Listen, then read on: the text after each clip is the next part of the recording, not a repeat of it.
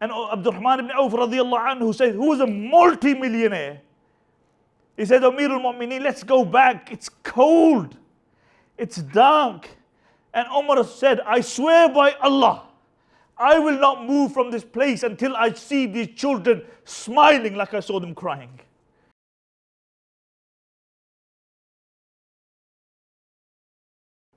When you see the suffering firsthand of people, and these are our brothers and sisters, you know, you give what you can. But honestly, wallahi, more than even giving, I honestly believe this, more than even giving, you should save up the £300-400 and go on to a field trip. It will make your iman stronger. It will bring your life into perspective, because when you will see these people who have nothing, who have no tomorrow, dunya-wise, but they're still saying, Alhamdulillah. There's a boy we met when we went to Arsal. His name is Baha. He's one of the first children we bumped into. So we were speaking to him. Again, father killed by the regime. So the translator was telling us that he works. He's 13 years old. He's got 2 siblings and a mother. So the garage was there. You could see the garage. He works as a mechanic at the age of 13. What are our children doing at the age of 13?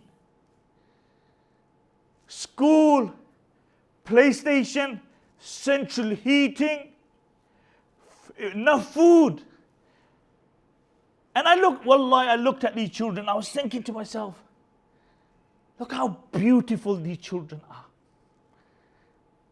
Look how intelligent these children are. Allah just made it that Allah tests us in a different way. Allah gives us these comforts. And Allah hasn't given them the comfort. But maybe Allah is furnishing their Jannah.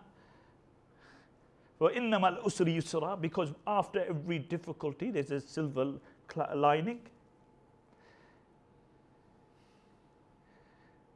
And therefore, brothers, I want to finish off with a story which came to my mind many times. Wallahi, when I was sitting there, you know, me and a brother Arif was speaking, said, you know, every time I sit in one of those houses, I was just thinking my own kids.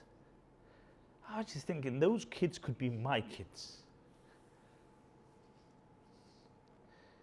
You know, once Umar radiallahu anhu went and he walked around the streets of Medina.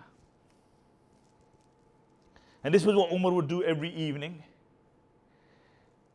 And he walked in the streets outside Medina and he saw this woman, and she had lit a fire.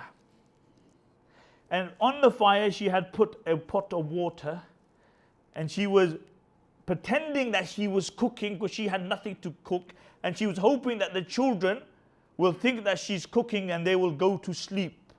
But they were out of hunger. They were sitting there and they were crying. So Umar watches this for a little while. And then Umar walks up to her and he gives a salam. And Umar speaks to her. And then Umar says to her, he says, what is your opinion of Umar ibn al-Khattab? She said, I complained to Allah about Umar ibn al-Khattab. This was the man when a dog drowned in the Euphrates. He was concerned that Allah will ask him on the Day of Judgment. She said, I complained to Allah about Umar ibn al-Khattab. He said, maybe he doesn't know your state. She said, he's our Amir and he doesn't know the state of his subjects. And Umar went back into Medina. He went to the Baytul Mal and he said, give me a sack full of food. So they give him a sack full of food and Umar said, place it on my back. And the keeper said, no, Amir al-Mu'min, I'll carry it. And Umar said, no, place it on my back. And he said, Amir al-Mu'min, I'll carry it. Umar said, أَتَحْمِلُ أَنِّي ذُنُوبِ يَوْمَ الْقِيَامَةِ. He said, will you carry my sins also on the Day of Judgment? Will you carry my sins on the Day of Judgment? And Umar now walked through Medina, the most powerful man on the face of this earth, with a sack on his back. And he went to the camp, he lit the fire. The narrations mention that the smoke was coming through his beard. And he cooked the food with his own hands. And then Umar sat there, and the children are playing, and this woman still doesn't know it's Umar ibn Khattab.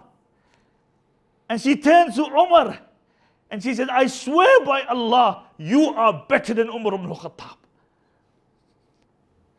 Then Abdurrahman ibn Auf radiallahu anhu is there with Umar.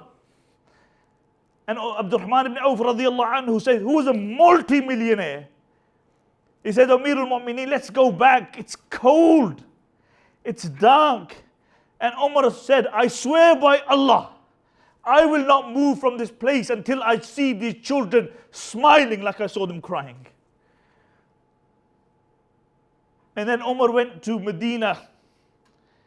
He went to the Masjid Nabi sallallahu alayhi wasallam, and he led the Fajr Salah.